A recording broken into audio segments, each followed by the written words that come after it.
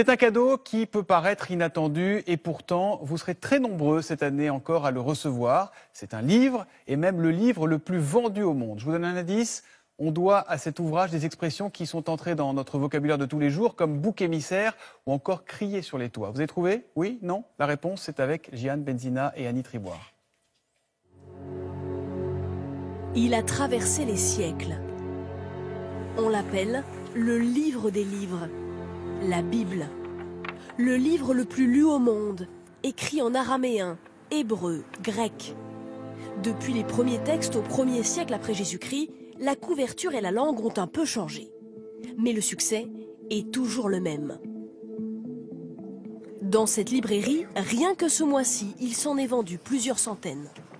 C'est un secteur qui est central, il est face à la porte d'entrée du magasin. Donc c'est se déploie ici sur 4 travées et puis sur ces étagères-là et ici également. Donc 1,90 €, premier prix, pour avoir le texte intégral en traduction protestante. Et puis ça va sur des très belles Bibles, comme celle de Jérusalem ici, qui est vraiment un très bel ouvrage en cuir tranché argent, 179 €.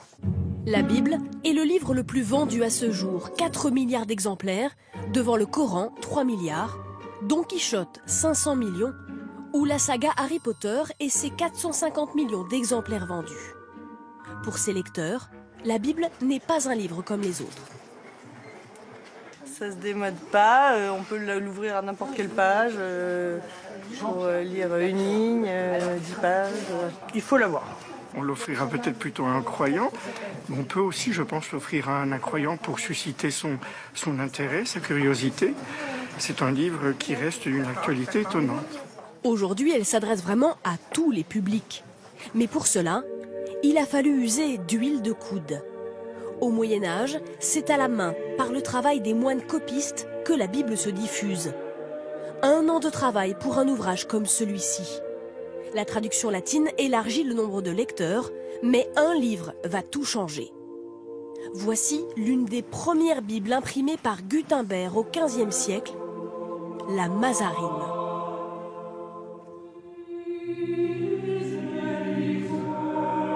C'est vraiment la première grande entreprise éditoriale de l'époque moderne. Au niveau du décor, vous voyez tous les éléments comme les lettres, toutes les choses de couleur ont été rajoutées à la main. C'est une technique nouvelle, on ne veut pas effrayer le futur acheteur. Et donc il fallait correspondre à cette attente. Ce qui explique qu'on est dans un livre, certes imprimé, mais selon des codes de mise en page et d'écriture qui sont encore ceux des manuscrits médiévaux. Depuis, des centaines de Bibles ont été imprimées dans des milliers de traductions. Parmi elles, certaines sont tombées dans le domaine public. Un texte libre de droit, serait-ce une manne pour les maisons d'édition? Un éditeur peut être tenté de se dire je vais reprendre une traduction des années 1920 ou des années 1880 et puis je vais avoir ma Bible et puis je vais occuper le marché de la Bible. Mais ça ne marche pas comme ça.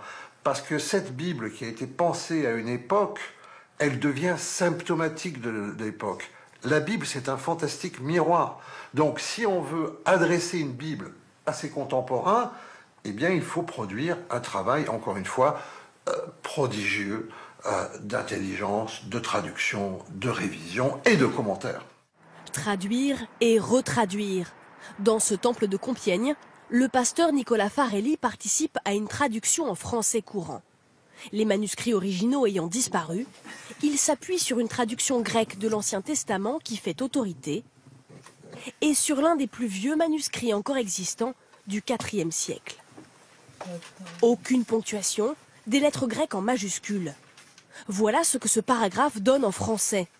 En fonction de l'endroit où le traducteur place les espaces et la ponctuation, le sens du texte peut changer. Il peut y avoir des manières très littérales de traduire le texte qui ne sont pas forcément très belles à lire ou très simples à lire. Et il y a des manières plus dynamiques de traduire le texte pour rendre le texte plus actuel, plus audible aujourd'hui. Exemple, dans la phrase « Un jour Moïse, devenu adulte, alla voir ses frères de race », frères de race ne s'emploie plus. Il est remplacé par les Hébreux. Généralement, il faut retraduire à peu près tous les 25 ans une version, parce que le vocabulaire change, parce que la société change aussi. Signe des temps, la Bible se diffuse aujourd'hui en format numérique. Sur ce site, en temps réel, s'affichent les textes bibliques en train d'être lus sur les applications mobiles dans le monde entier. Aujourd'hui, une Bible sur 5 est diffusée en ligne.